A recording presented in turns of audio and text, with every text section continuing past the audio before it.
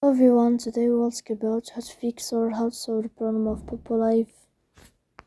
You will click on settings. In this page you will go to apps, default apps, app settings.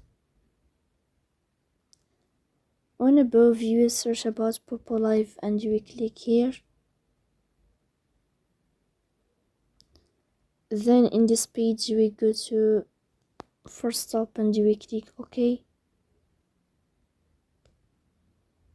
Here you will enter to the window of storage. Then you will click on clear cache.